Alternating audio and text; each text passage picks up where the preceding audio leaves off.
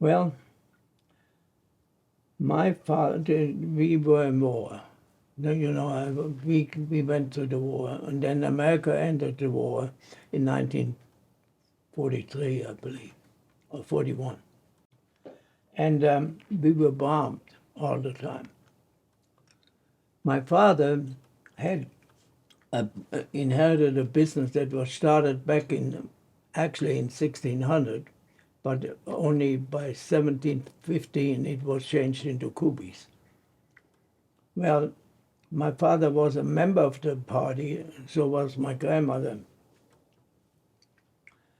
And one of the reasons he was a member was because in 1919, after World War II, World War I, the French occupied our part of Germany. And one of their first step of punishment is to give you whips, whipping with a lash.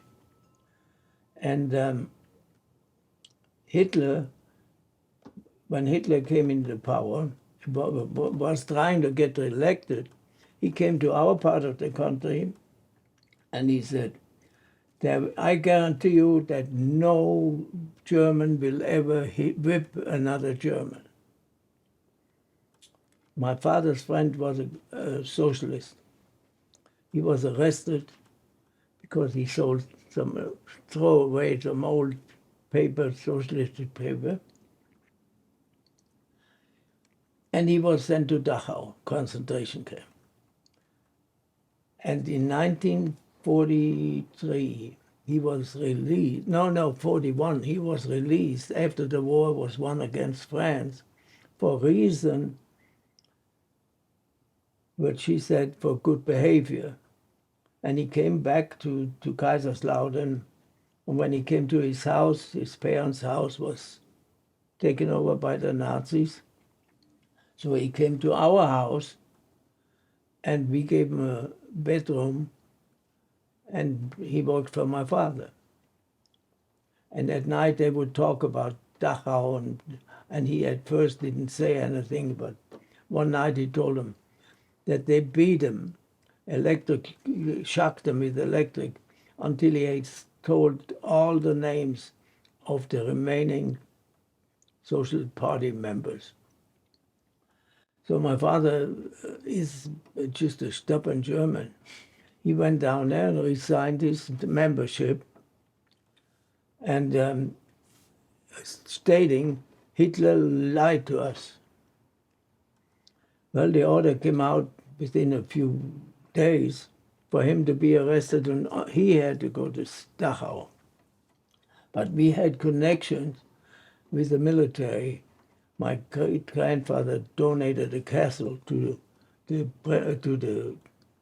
general that led the infantry regiment, 23rd Infantry Regiment. And so we got into, my father got into the army, even though he was over 40 years old. And it was still better than going to Dachau. But he was transferred to the east, and he fought in the war against the Russians in Romania. But he was a cook, so he was in the kitchen. He didn't actually know fighting, but he was up there. We, my brother and I, were at home, and I had another sister that was a year younger than my brother. I was 12, my brother was 10, my sister was 9, and then we had a little one that was only 6 years old, a boy. Our business in Kaiserslautern was closed up. The army took over. And then they came and took myself and my brother away from my mother. And they sent us 500 miles east to Czechoslovakia into a camp, a school, very like like the school down in Harlingen, the Marine Academy, but much, much more strict. When we got there, the first thing we saw, there was a banner in front of the school, and it says, it is the duty of every German citizen to fight for Adolf Hitler and the fatherland. And underneath it said, there is no greater honor than to die a hero's death for Hitler and the fatherland. So under those circumstances, we were taught. We were taught to throw hand grenades. We were taught how to shoot with a 22. We were trained. We had war games. And we had high school. You know, we were trained, taught the regular high school. So in the morning, we would get up at 6 o'clock, washed outside on a well, and then we went inside.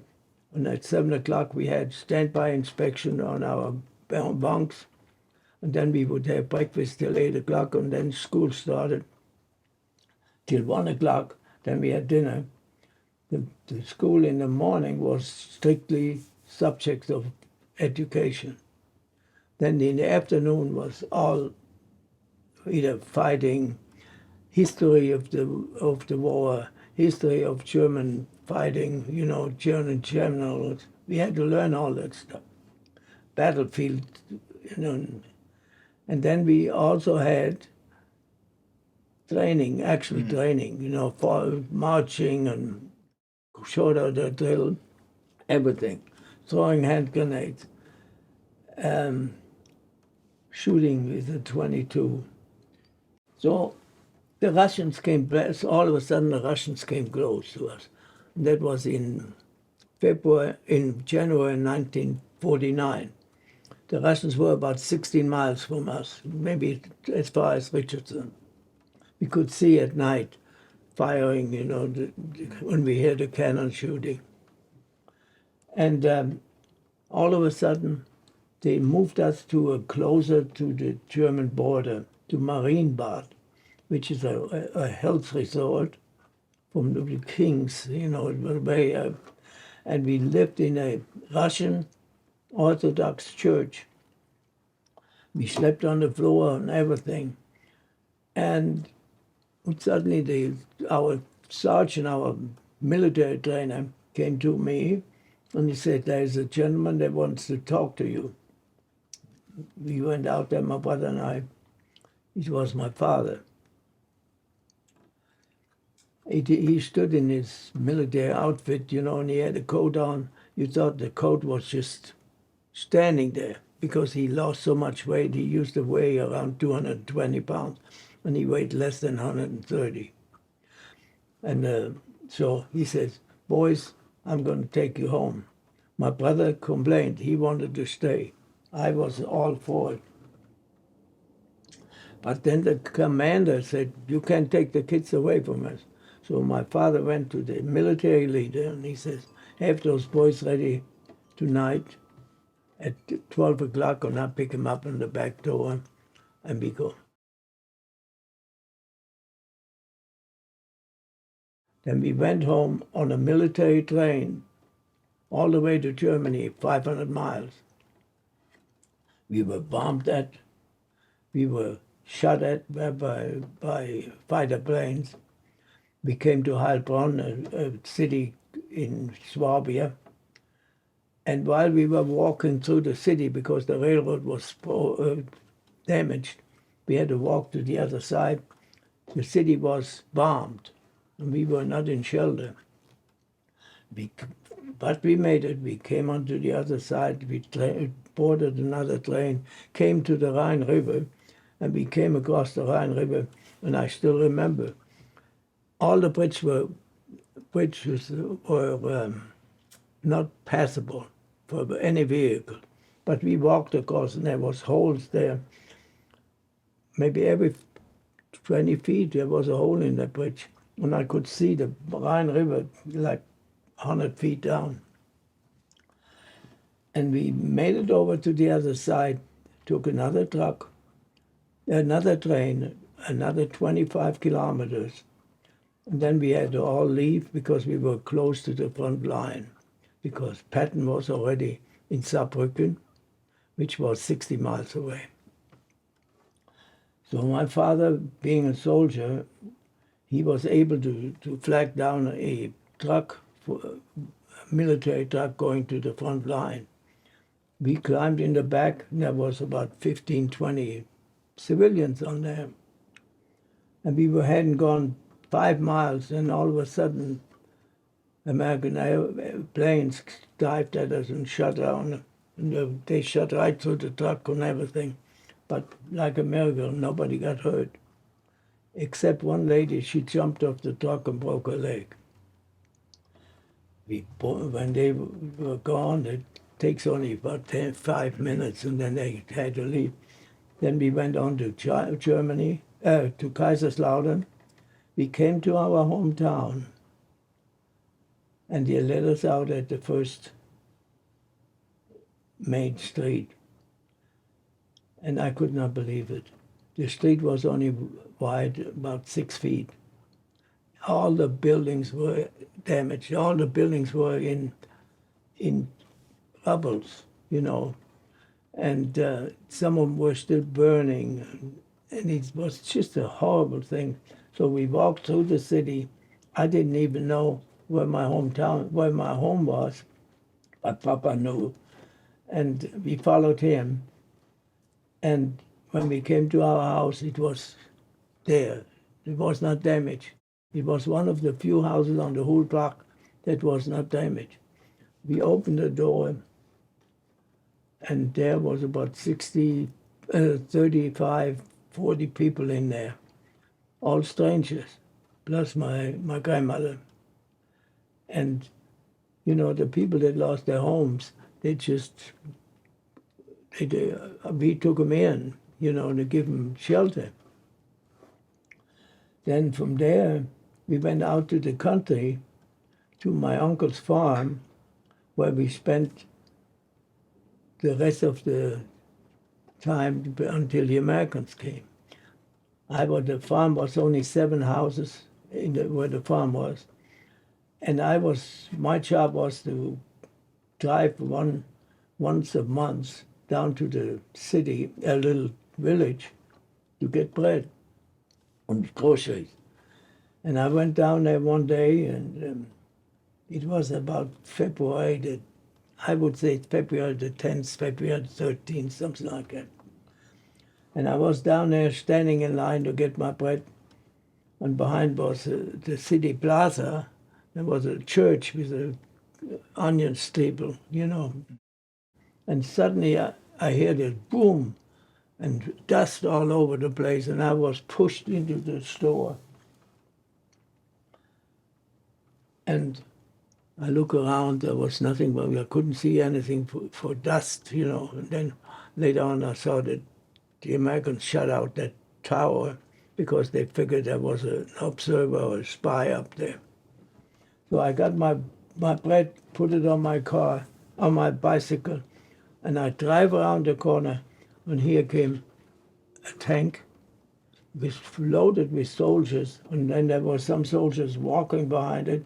Then there came another tank, also with soldiers. And then there came a command car, and there was a man on there, standing there, shining, a kind of grayish shining helmet with goggles on it. He had a white belt, 2 pistols hanging, and he stood like that, looking at all around. And when I came over here many years later, I saw the movie Patton. I realized that was Patton. He was about as far as Mahler there, for me. And we had all the people, they had to take their handkerchiefs out, and white handkerchiefs. I didn't have a handkerchief. I didn't take anything out. All I had in mind, don't take my bread away, you know. And I came back to the little village, and I told them the Americans are down in Steinbach. And I told them that the Americans were there. And nobody believed me. You know, who wants to?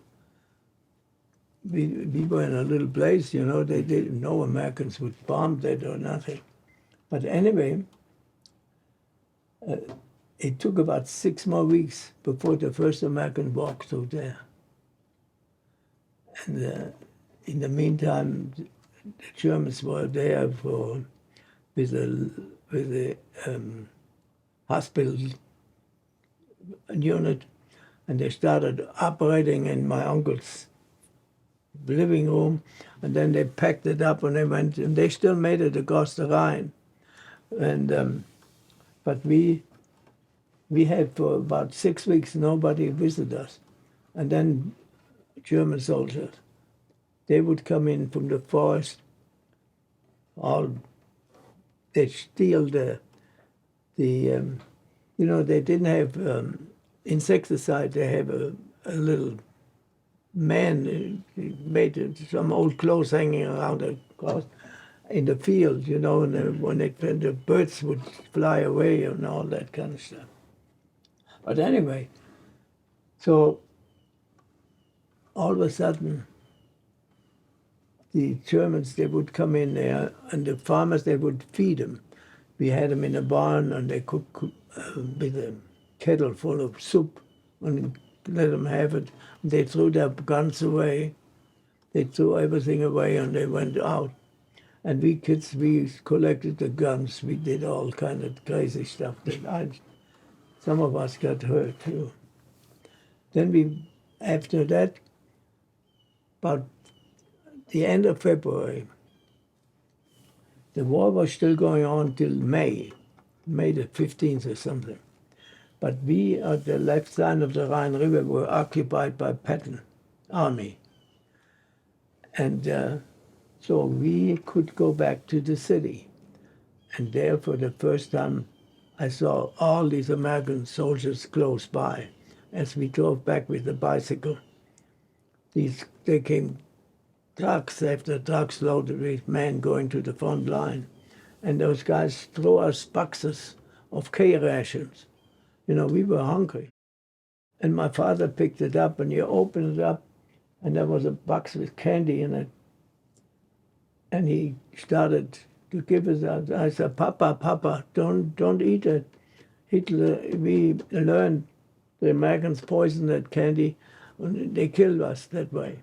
He said, let me eat it first, and then you can see if that it doesn't work. So we learned how to eat that stuff. And the funny thing was gum. We never knew what gum was, you know, chewing gum. They gave me some gum. Now, I had that for 2-3 weeks because it was the first candy that tasted good, and you could have it for 2-3 weeks. I laid it on a nightstand. In the morning, I picked it up again. But I got to learn that the American soldiers were much happier than the Germans. They were helpful. They were kind. Yes, one of them spanked me one time when he saw me. We made little rockets out of ammunition, and all my buddies, they ran away, and I wasn't fast enough. And he put me over the lap, and he spanked me. I thought many a times that man had children at home, because he thought my boys would do the same thing, and I better stop that. That was one of the reasons. And then all of a sudden, the news came out about the Holocaust, that the Germans killed 6 million Jews. I could not believe it. My neighbors, our friends, everything was in suspicion. You know, we didn't know anything about that because there was no concentration camp where we are. The closest one is maybe maybe 200 miles, 200 kilometers away. But anyway, I did not believe it. But then when the news came out, yes, I believed it. And then I started to question. That kind old man, our Father in heaven, so my grandmother taught us, that knows everything, that can do everything, is almighty. why did he not interfere? Why didn't he not stop that killing? I said, why? Why didn't Jesus that performed miracles?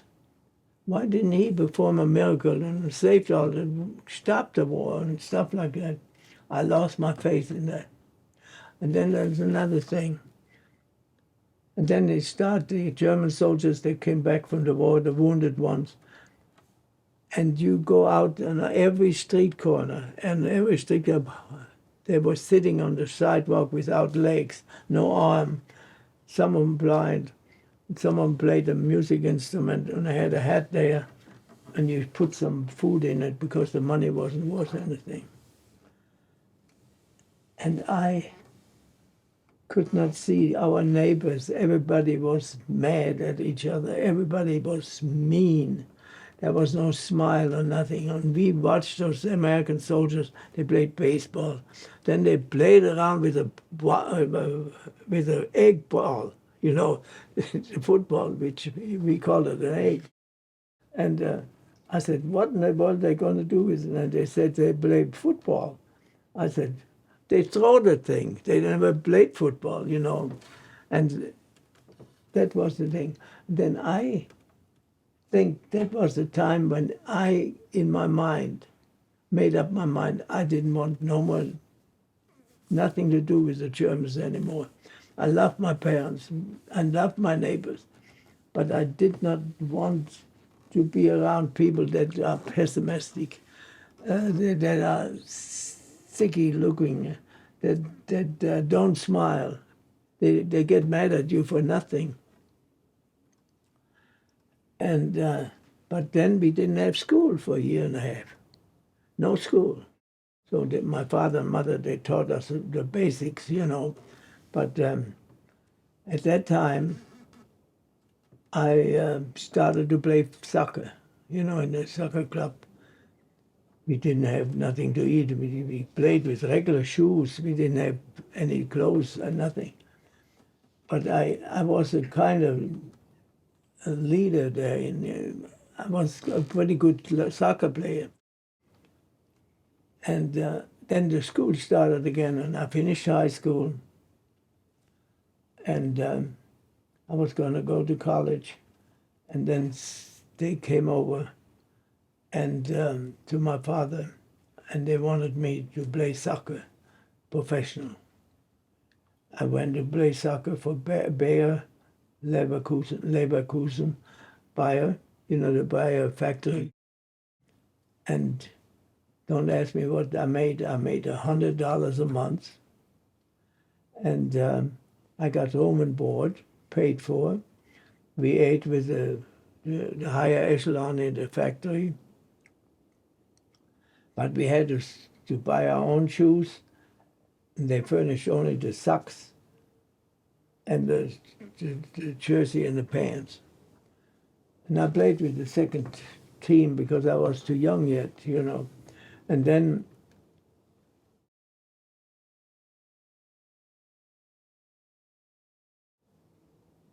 I lived with a family called Strauss. They were a Jewish family. But for some reason or another, he was not caught by the... And Karl Strauss, he told me, when I talked to him, he said, why don't you go to America? And I said, well, that's what I want to do. And he says, you got to have a sponsor. So I tried it first in Frankfurt, nothing. I was turned down. Then I said, okay, I go to Canada. I got the papers ready for Canada, and Canada paid the trip. They paid for it. But you had to sign up to work in a forest or in a street, you know, some roads in construction, until you paid back the trip. And I was going to leave on a Tuesday night, and Monday I had an accident and tore my back up. And I was in terrible pain, and I couldn't go. So I had paid my made my commitment, but I couldn't go. Then I waited around, and my aunt showed up, my father's sister from Paris, Texas, from Paris, France, and she came in, and I never remembered her, you know, but because they went underground. She was married to the police chief of France, and so she didn't. The Germans had a bounty on his head, so she told me, "Why don't you call your father? Don't you write to your father's brother in Texas? He will sponsor you." And so that's what I did. And it took 3 years to get my papers. And while I was waiting, I was married. I married a beautiful girl that was not liked by my parents. And her parents didn't like me. So we got married. And we had a boy, Marcus. And when he was 9 months old, we left Germany. And we came to, because we went to Antwerp. From Antwerp, we went by ship, by freighter, to Miami, then to Cuba, and from Cuba, we couldn't go on land in Miami because I had to go to Houston to get aboard. But we stayed 3 days in Cuba. It was a wonderful trip, but my wife, from the beginning, she was seasick. I mean, that poor girl that was green in the face, she vomited all the time. And I took care of that little boy. The boy was the happiest kid in the world, you know. He loved to be outside. And then we had a storm for 3 days. And I started to get sick because everybody was vomiting, you know, and that smell, oof. And then the first mate was a German on that, but it was a Dutch boat. And he told me, go to the bow of the ship and hold on to both sides and stay there till you're soaking wet. And then you work your way back and your seasickness will be gone. I did that. I walked up there, and that boat goes up 50 feet, and then it goes, and the sea nearly blew me away. And then when I got back, and he said, "Where you come from?" I said, "I went up there." He said, "You nut." He didn't, he joked, you know, he thought but I took it for real, you know. And then we came to Houston, Texas. It was just as quick as it go to get to the customs, and they didn't check in our luggage. They were happy to see that little boy smiling and all that kind of stuff. My wife was on land like a magic. She was not sick. And all of a sudden I see this guy with a sign, and he says, "Karl Kuby, Karl Kuby, Karl Kuby." And so I went over there, "I'm Karl Kuby," and he said, he didn't speak German. He says, "I'm a pilot with your uncle." And he was in the crop dusting business. You know, he had a 2,000-acre ranch down in McAllen, close to McAllen. Yeah. And so he said, he sent me up here to put you on a plane and to fly you back. And so we went with Trans-Texas Airway back to McAllen, you know, and landed him. We took off, and I guarantee you, my wife went ahead and was right away airsick. See, she was so airsick, she vomited all over the place. So we landed there, and the family greeted us. They took us to the farm. Everything was okay. And my wife started to get homesick. She was the most unhappy girl in the world.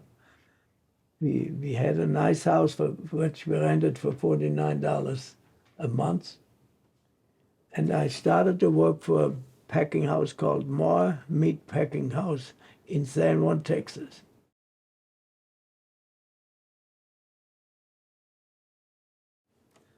Now, I spoke British English, not very fluent, but I spoke that. And I had signed up to, the company was owned by 3 Canadians, and there were 69 Mexican people, and none of them spoke English. And they made me the head sausage maker. And I'm telling you, within 3 months I spoke Spanish, because I spoke French too, and once you have a Latin language, you can pretty well make yourself understood. It's just a different pronunciation. So I worked down there for 3.5 years. But one thing what happened, all of a sudden, the people down there, they were so nice to us. They gave us a crib for that boy. They came over and they mowed my boss bought me a home for $9,500, a brand new home, 3 bedrooms, air conditioning, everything. And it cost me $75 a month to live in there, and I paid $500 down, and he financed it. I felt like a king, I had two lots, or an acre of land with a house.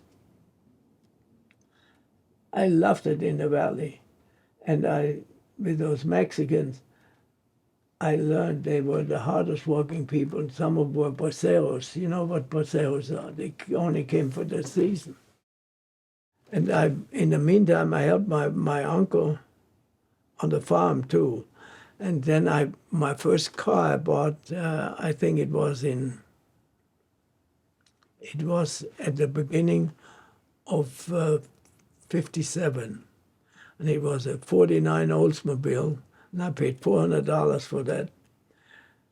And Bill told me, he had all these gas tanks on the ranch. He says, don't buy any gas, just drive it down there and fill it up. No, I said, no, I don't do that. The gasoline was 9.9 cents a gallon anyway, it was not that much. The food was wonderful, and everybody would go to church.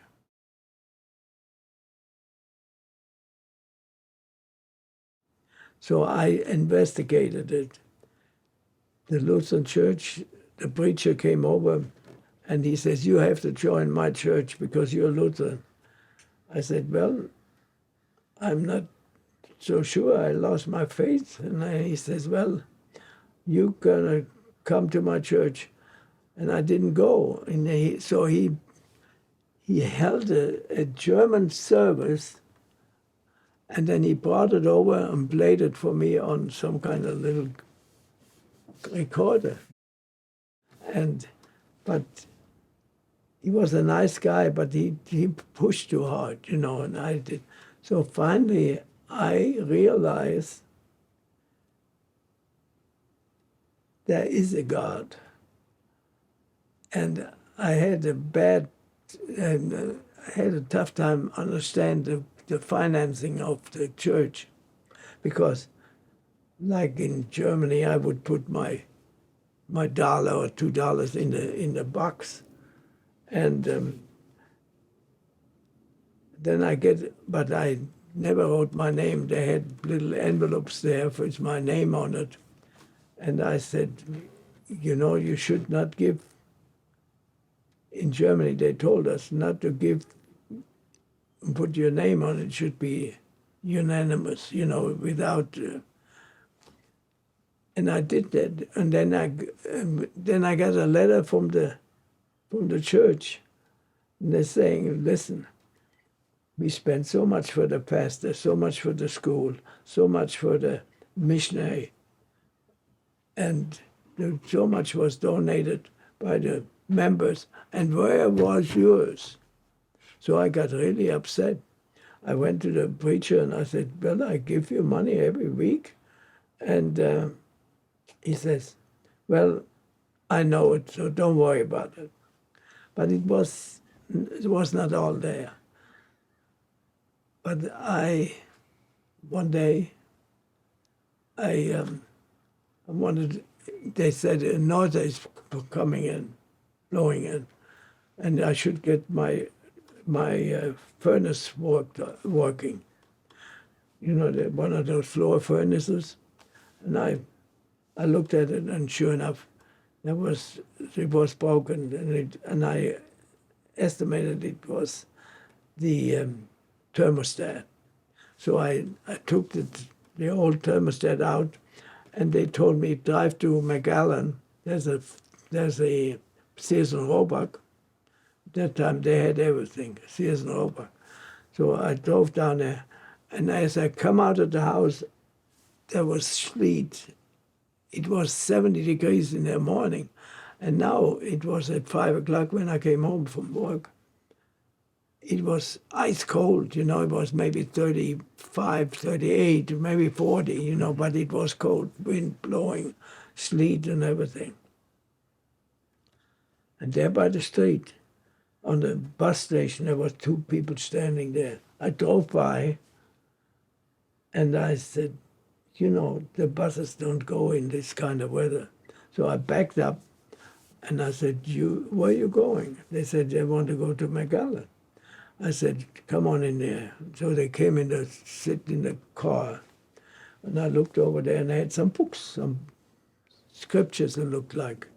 And I said, oh, you're going to, you know, on Wednesday night, everybody went to Bible study. Mm-hmm. No, and I said, you go to Bible study? And he says, no, we are missionaries. I said, that's it. How do they need missionaries? On every street corner is a church, you know, out in the country. They don't need no missionaries. But then it bothers me anyway, and he said, what is so different about your church? Oh, they said, we are Mormons. And I said, Mormons? Oh, and then I never heard the name before. So I said, they mean Muslims. I said, you believe in Allah? No, they said, the head of our church is Jesus Christ. And I said, what is so different? And then they said, we have the answers to questions. Where do we come from? What is the purpose of life? And whence do we go after we die? Now, nobody ever told me anything about that. I said, could you tell me that? Could you explain that to me? He said, we would be glad to come over to your house and tell you. So I gave him my number, and I let him out at Sears and Roebuck. Their apartment was right across the street. I bought my thing, came home, and forgot about that whole incident. And about 6 weeks later, my wife called me, and she says, by the way, some man called, and he and his wife are coming over tonight. You invited them to come over after supper to talk to us. I said, oh, my wife didn't speak English too much. And I said, oh, who would that be? A man and a wife. And then she said, whatever you do, go stop at the 7-Eleven and buy a 6-pack of Falstaff beer. Because we didn't drink, you know, I didn't drink anything. And because those Americans, they always want a beer when they visit. I said, okay. So I went in there, and that was 2 Mormon missionaries. They came, and I became a Mormon, you know. And then suddenly as soon as I became a Mormon, I paid my first tithing. I got an offer here in Dallas to come up here from a guy by the name of Harold Reeder. He had coffee time service, and he had a bakery on McKinney and Knox. And he had a locker plant with 1,500 frozen food lockers and a meat market, and he wanted to make German sausages.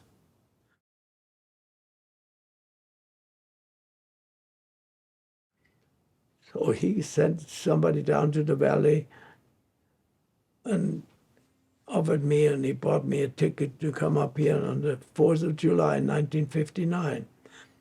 I was here in Dallas, and we met at this church over here, the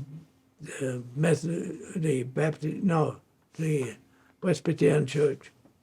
We went to the services, and that guy stood next to me, and he sang America, oh, beautiful, and then the national anthem and everything. And I said, what a good man. I think I want to stay here, you know. So I agreed. He paid me about $100 more than down there. And we moved up here. And then my wife was no more homesick. She loved it here because there was a lot of people our age in the church, you know, they were down on Turtle Creek. We were at home, you know. And that's when I regained my faith in the Lord again. And I became, in the church, I advanced. I was an assistant to the bishop. I was trained in counseling with all, and I became a bishop later on. It gave my life a different aspect, a different aim. You know, I felt this is what I need to do. But that guy Friede, he didn't do what is right. He owed somebody money and didn't pay him. And he said to the guy when they come to collect, he says, go see Karl. The place was called Karl's European Sausage, you know. And he says, go see Karl, he pays you. And I said, I don't have nothing to do with it. So that old man, his name was M.R. Noonan, Newnham, the most fantastic individual that you ever want to meet. He was about 84, 85 years old at that time. And he said, you shouldn't be working for this guy. I checked him out. He's no good. He owes everybody. And I said, well, what should I do? And he says, listen, I have a place up on Snider Plaza. It's a lacquer plant, and it has a tuxedo shop in there. Why don't you come over and look at it, and we make a deal?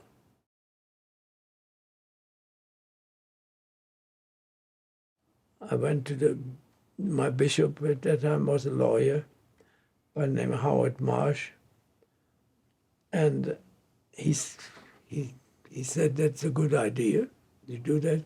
We build that thing. So each one put $2,500 in the till.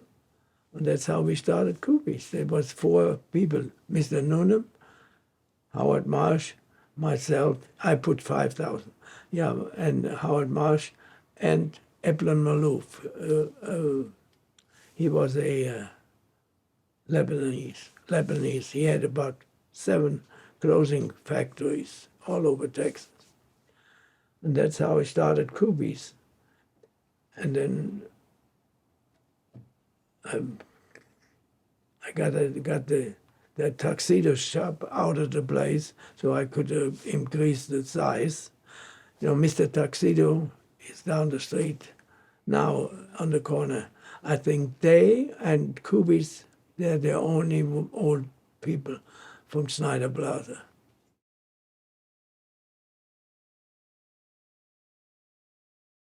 No, at first we didn't have it. We just took it over and we painted it nice. And at the 50th anniversary, we decided to do the remodeling. And my son, he had an idea to he went with his buddies, he graduated here from Highland Park High School, and they went to Europe, 4 boys, or 3 boys. And he saw all these people over there, and he says, we need a clock cuckoo clock with the mannequins out there. They come every hour and so on. So we found a place in Germany. They built a clock. We brought it over, put it up there, and then they constructed that, very much like a German building, and somewhat like my parents had, not the same, because the old construction that we indicate with those boards showing, the way they did that in olden times, they put a frame up there with heavy-duty blanket boards, not boards, 4x4s and 6x6, And then they'd take a mud that was a clay, and they mixed it with straw, and then they put that in between those openings, and then they painted it over with whitewash, and they let the wood show through with that was tanned brown, and that's what we imitated here. That's a very, it goes all the way back to the Middle Ages, I think it hit home. It was a good thing because a lot of people now still, the kids, they wait till the mannequins come out and play but it's a hard thing to do, to oil them all the time, I can't get up there anymore. So we got Dieter, my meat market man. He goes up there and oils it every once in a while.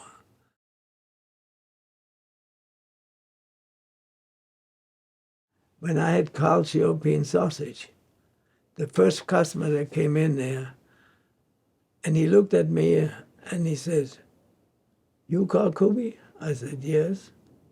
He says, "You don't look like a Kuby." And I said, "What do you mean?" He says, "I knew your grandfather." And he looked altogether different. I said, "Yes, he had a mustache. I know that."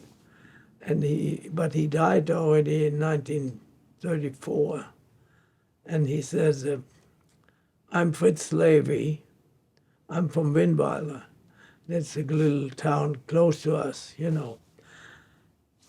And with him, all the Jewish population, the Jewish refugee, they came over to Kuby's. So I made the sausages. But I learned one thing. The people that would buy sausages, the Germans would, the Jews would. But the Americans didn't know what these, they knew weenies and bologna, salami, and chorizo, and stuff like that. Well, I made a whole bunch of different sausages, 32 different kind of varieties. And so I went to my supplier, and I had a guy down there at Swift and Company, and he says, "Karl, what you taking in?" And I said, "Well, my first day was $23.50, and we hadn't taken over $75 a day."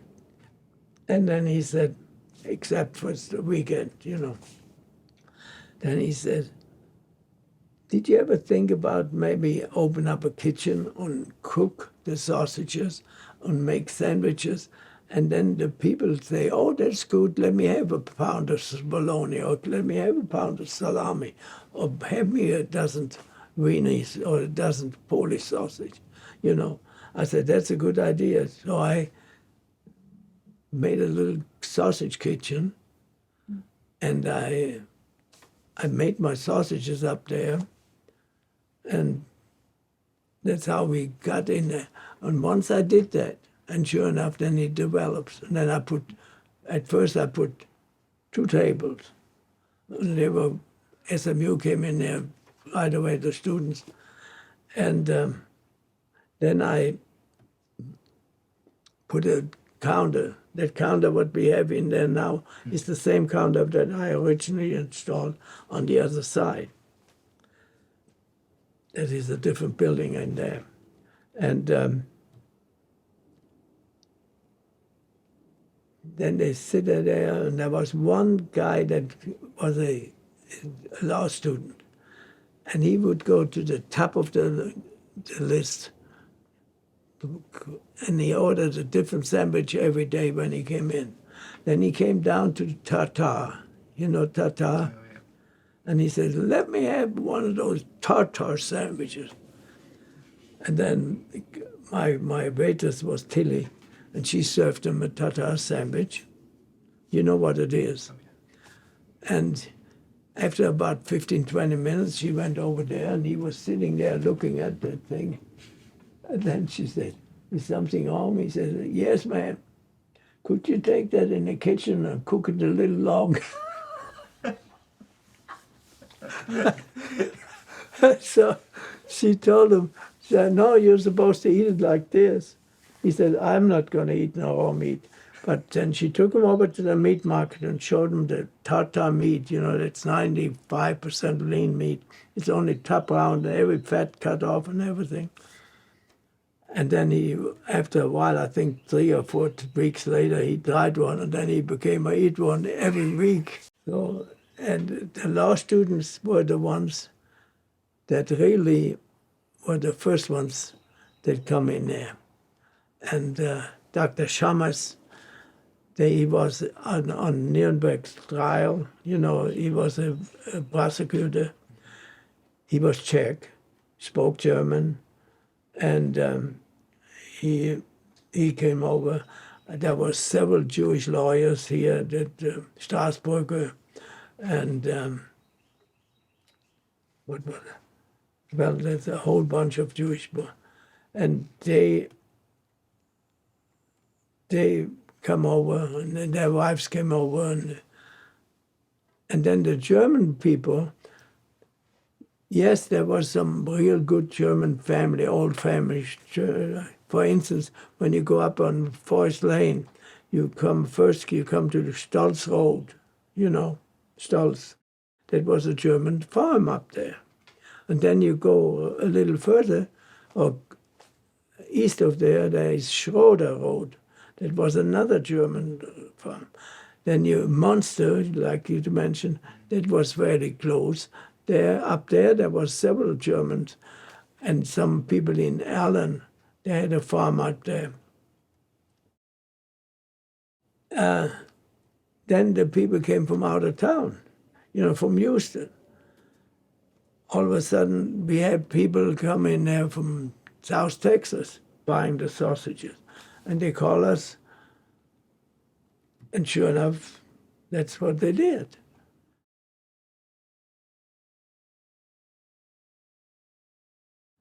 And then then came the Brushwick fame.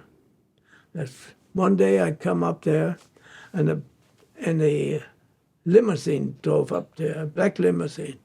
3 couples came out, they walked into the store, and they said, who is Karl Kuby? And they called me out, and I said, I'm Karl Kuby. And he says, I understand you have veal, milk-fed veal. And I said, yes, I do. He says, we are Italian, and we would like to have some veal. Can we see it? And I showed it to him. He says, yes, that is real veal. He says, let me have 60 Wiener Schnitzel, you know, cut thin, and put 4 in a package, and so on. And then he had buy 50 veal chops. And those guys would come months, 3 or 4 times a year. One day, I came up to the front, and they were sitting there with their packages. And that time, and they would pay with silver dollars. They would pay with silver dollars at first. And when I came out there, and they were sitting there was only 2 at that time, and 2 ladies and 2 men. And I said, what happened to your limousine? He says, didn't show up. And we can't reach him. I had a payphone out there on the corner. I said, well, where do you live? And he said, Hilton Inn. I said, I can take you down there. but we would have to make 2 trips because I only have a Volkswagen Golf, you know. And those packages, he says, no deal. We have to ride together. I said, okay, let's see what we can do. So I put them in that Volkswagen, the boxes on top of it. 3 of them sat in the front. Anyway, we came to the first red light, and he said, it is sure nice for you to take us here to the Hilton Inn. And then the next, you know, in the evening, the lights were synchronized to go out. So you hit every light when you go to a town, everything was. Then the second night, I said, what are you doing over in Dallas so 3-4 times a year? Oh, he says, we're in the furniture business in New Orleans. Oh, and we're in the gift market business, and we come to the market. Oh, he said, it's wonderful. And so the next light came over there, and then he says, by the way, we're also in the banking business. I said, in the banking business? What you do? He says, we loan money for 2% under prime. I said, boy, that would be good. My mind right away, you know, when you go up to the market to buy Christmas items or the items what I need for the food, you know, the regular, you would get 20% off, you know, when you bought with cash at that time. I said, that would be good. I said, how do I get in touch with you? He said, call Joe Campisi. And so when the time came, about 4 or 5 weeks later, I went to Joe and I said, I go to New York, and some of your friends, they told me I could get money loaned for 2% under prime. I said, he said, everybody out. He threw all these bookies. They had about 7, 8 bookies there sitting and answering the telephone. He threw everybody out of the office. Then he sat down across from me and looked me in the eye, and he said, let me tell you, Joseph Zavala, Marcus Zavala, and David Zavala, they're my friends. They're wonderful people. They go to races. We go to Las Vegas. We go to the Ranger games, to the Dallas Cowboy games. They're wonderful guys like that. But you don't want to borrow money from them. I said, why? Because Joe Campisi tells you so. But they told me that you could help me get it. He said, forget about it, don't do it. So I said, okay. You know, about 4 or 5 years later, they arrested Joseph Zavala. He was the mafia chief for the Southwest, and he was sentenced to 7.5 years in jail, federal prisoner in Fort Worth, where he died a few years later. So that's my brush with fame.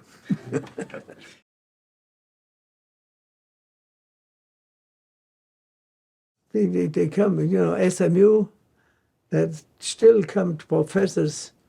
As a matter of fact, where I'm right now, at the Legacy, where I live, there's several people up there, or ex-professors from SMU, that used to go to Kuby's head all the time. And it was this spring, one man came to Kuby's, and he had a young man with him, and he says, Karl, come over here. This is my grandson, and I want you to know that's the 4th generation, I think his name was Burnett, the 4th generation of Burnett that go to SMU, and he's going to law school, and he's going to eat at Kuby's.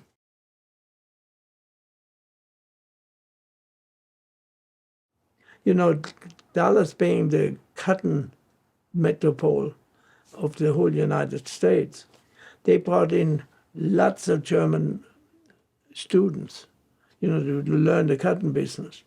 And they worked here for 2-3 years. Some of them stayed here and became agents here. Others went back to Germany, and they were trading back and forth. Now, they come over here, and they were all in the early 20s, and they didn't have a driver's license. They had a German driver's license, but they couldn't make it. So Jim Decker, what was his name? Decker, the sheriff, from Dallas, he would eat at Kuby's all the time. Matter of fact, Joe Campisi would bring him in. And he says, Karl, I understand you got all these Germans. And I said, yes, they're making their driver's license on every third Wednesday a month. They met down at the City Hall. And he says, they have troubles with the language. And he said, I talked to Blunt, that was the chairman of the Department of Public Safety, and he said he could send the Indian over here before he goes down there or after, and you feed him a dinner, and then he brings all these Germans in, and you be the translator. They ask you the questions, and you translate it. And we did that for maybe 7-8 years. I was the in-between, so they get their license. And believe it or not, after 7 years, then they changed it. In Austin, they changed it, and they didn't do that anymore. And so the Indian came to me in pure German, answered me and asked me and thanked me for being there and everything. And I said, where did you learn German? He said, I knew German all along, and I want to let you know, you never cheated.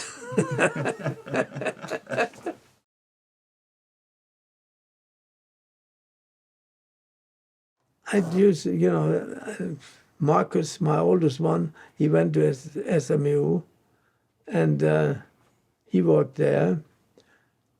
And he did the cleanup at night, And he also worked during the day. But then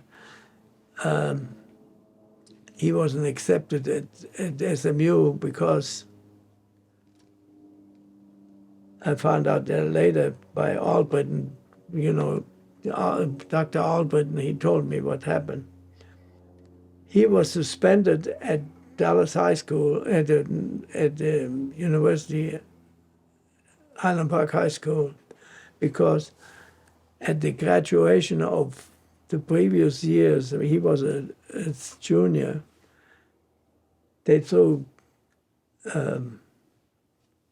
stink bombs while the girls were walking down the aisle, to get their certificates. And he got caught, and him and a couple of other guys, they were suspended, Jeff Hooker, and I believe, and another one. They had to stay home, but he never told us about it. He went to school every morning. I didn't know. But when SMU did that, then they found that record that he skipped school, or something. He was suspended, and they didn't want him. So Albritton said, I override that. I help you to get in. And then Marcus said, no, I don't want to. So he went to the University of Utah. So, but anyway, that was in. But then Claudia, Elke, all the kids, Elke was, for instance, when she was a little girl, 4 years old, her mother, my wife would take the money, and she bring that little girl along, and that little girl was known all over the Snider Plaza. She had actually an office next door to us. One company, they put a desk in there and put a typewriter and everything, and she would play there, and she was the happiest little girl, And then come lunch hour, she would sit out on the bench in front of Kuby's. And when they would go down to Luby's to eat, down the street or go someplace else. And she would say, Mr. Peterson, you're not going to eat with me today? you know. So the guys, they would walk over to Hillcrest and walk down Hillcrest. So that little girl wouldn't let them go through. They didn't want to break that girl's heart. And then Tessa, well, our Tessa, she said she walked over there. I don't remember. I don't think so. But then Karl, he graduated from SMU and he was going to go study medicine. But then we had a flood in one of our warehouses, and he said, "Papa, I'm going to get your papers out of the water, and then I go next year to school." And so he came to me and went to the deer season, and he loved the deer season. He wanted to go hunting anyway, and so he became my manager down there at the warehouse, you know. And Elke, she started a business out in Allen. So each one, Claudia, they got married, yeah, Claudia. But anyway, we had the kids working there, you know.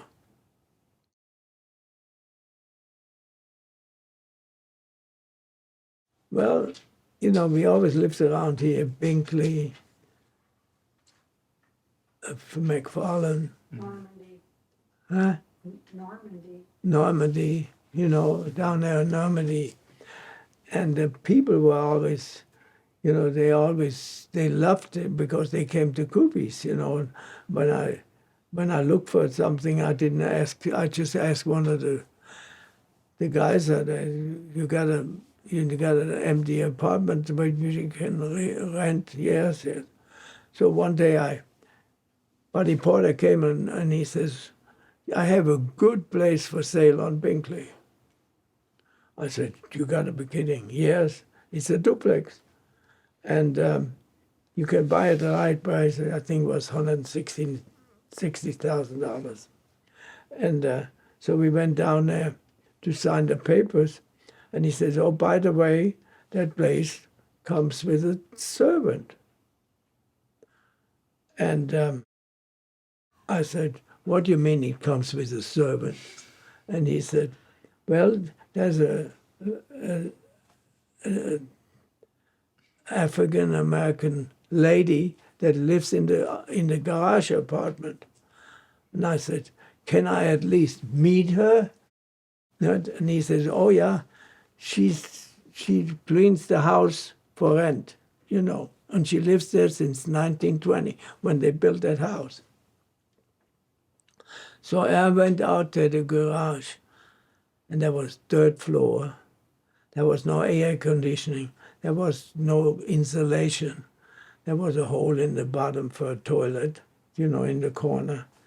And she had a two-burner gas burner in the corner. And I said, "Ma'am, you live here?" And she said, "Oh, I love it. Don't fire me. Don't let me get away. You know, don't send me away." I said, "No, I don't send you away, but I fixed it up, you know," and I fixed it up was more livable insulation. I put a floor in and everything. And she worked. And my wife said she cannot clean the house because she was already 74 years old, you know. So she said when she goes and takes the money during the lunch hour, she was taking care of the kids, Marcus and the other kids. And when Marcus died in 1993, one day I looked at the grave, and the next grave over, there was a lady buried by the name of Beulah Johnson. And that happens to be that lady that took care of him, and now she's buried right next to him. She was a super girl, a wonderful lady, you know, a wonderful lady. And she moved away after about 4 years because her sister had cancer in Oak Cliff and she had to go and take care of her. And then I lost track, you know, and then when I when Marcus died, we found the grave right there next to him. And I had plenty of Germans that we hired. I have some of them that I educated to be butchers. I had one guy by the name of, what was his name? Sigi Sumarok. He was from Austria. He was a butcher, and he worked for me several years.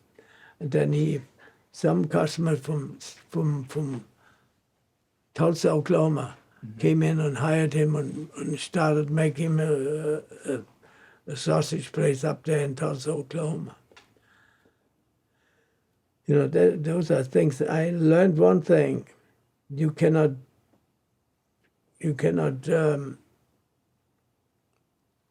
demand that they have to work for you. You know, and if they leave, I help them. I had to help them to find a better place than just kick them out. You know, because that's not my cup of tea. Because I know people that I don't even know their names anymore. I'd see them, and then they come to me and he said, "Karl, how you doing? You know, you still alive?" And I said, "Yes, I'm still alive. I'm kicking." Oh yeah, they stopped me when I walked through there. "Don't you remember me?" You know, and so stuff like that. It's very heartwarming, you know, and sometimes a little embarrassing because they all know my name and I don't know theirs, you know. But you know, I'm a people person. I love people. You know, I love to talk to them. Now the kids call me a gummy bear man. You know, I give the kids gummy bears. I don't mind to be called a gummy bear man. You know, there's nothing nicer when some little girl and some little boy looks at me with their big eyes and says, "Thank you." You know, and I love that, you know. And I share. For instance, for 16 years, I used to teach. I go to the middle school over here, and one of the teachers, I'm embarrassed about, I lost her name, and her husband was a pilot of a tanker, you know, one of those big tankers. He was a colonel in the Air Force.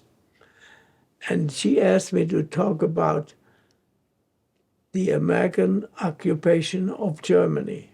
What was different from the Germans and the Americans and so on.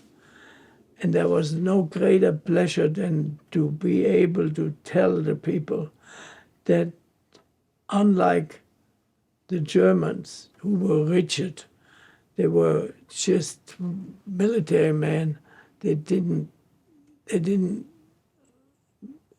deviate. They didn't do anything like that. But the Americans, they were smiling. They made an effort to get to meet you. It was a different lifestyle. And I wanted to be an American, and I am American. I served in the army. Well, I tell you, that's another story.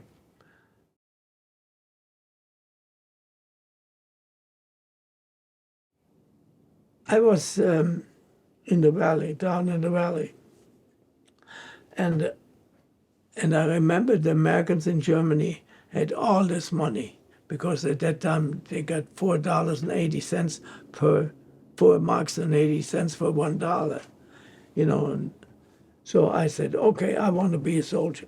So I went to the recruiting station. First to the Air Force. I want to be a pilot because my cousin said he'd teach me how to fly.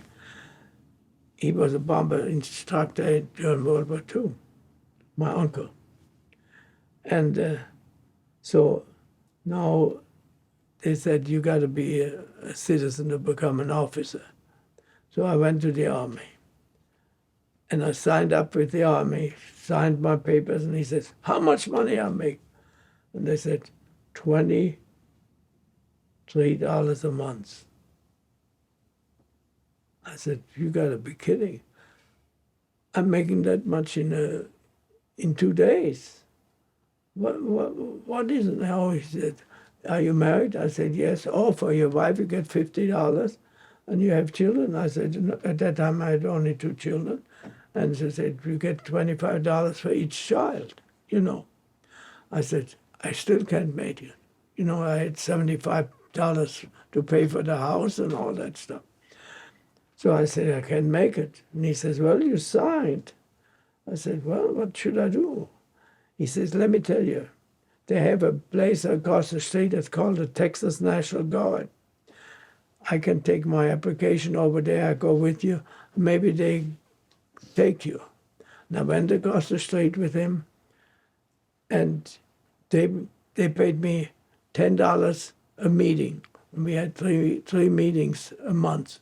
That was $30 a month. But I could stay home. And then I had to go 2 weeks summer training, you know. And I made it to Master Sergeant, you know, E5, because I was a cook. And then when they activated, when the unit went to Korea, and they said to me, the general came to me and he says, you're going to stay here. And I said, oh, why? And he said, my wife misses your cookies if you go. You know. So anyway, the general overrode that, you know, I stayed here. So I never was outside Texas with the National Guard. Then when I moved to Dallas, I joined the National Guard, but then my duty was over 4 years, you know, and then they put me in the Army Reserve, and they activated me. And one day they called me. I had Kuby's already open in 1961. I was called to go to first I went to Love Field. There was Army barracks down there in Love Field, and then I had to go to Fort Polk, Louisiana. And I was the mess sergeant, and they were training me to be the food service supervisor for the 8th Army. And I got out of it because I got kidney stones, and I had to quit, you know. And they gave me a medical discharge, and they said I should apply for disability, and they would pay me a monthly retirement. And I said, no, I didn't get the kidney stones through injury. I got them. I had them before I went in the Army. I don't do that. I don't do that. They just tried to talk me into it. I did never take it, you know, even though I got a medical discharge, but I don't get paid for it.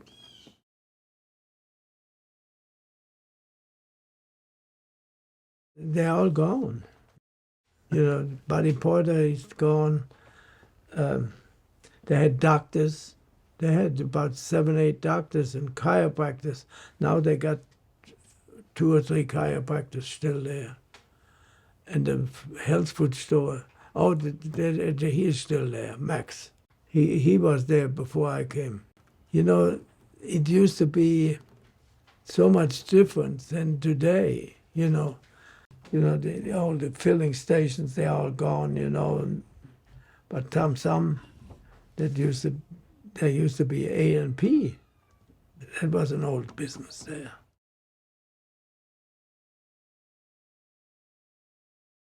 We process anywhere between 15,000 to maybe 25,000 orders a year. We make in the excess of 250,000 pounds of deer sausage, various. When I first came to Dallas, I worked down on Karl's European sausage. They used to saw to cut up the beer.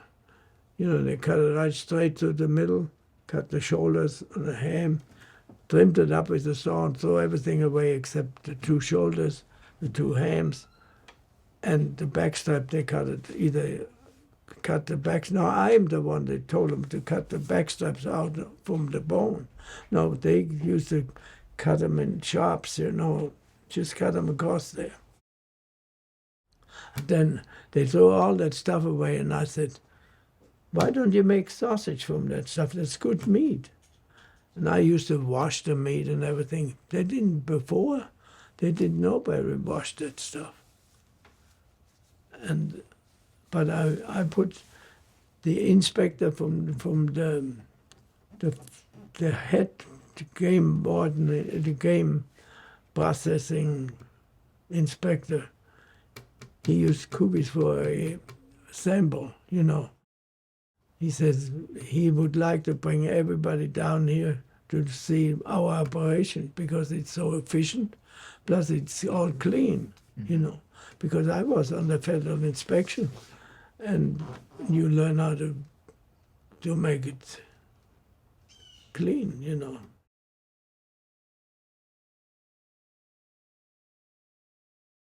I used to keep Kubys out of debt. I didn't feel comfortable to owe a lot of money. And I would clean it up pretty well every year. So there's no... For me, it was a goal that at the end of a year that I go over without a debt. Started a new year without debt. Sometimes it's not possible, But I was a pretty lucky guy too. We chose the right thing. We made the right connections.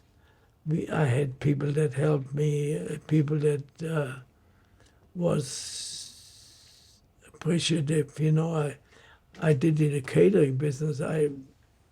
We did all kind of catering business,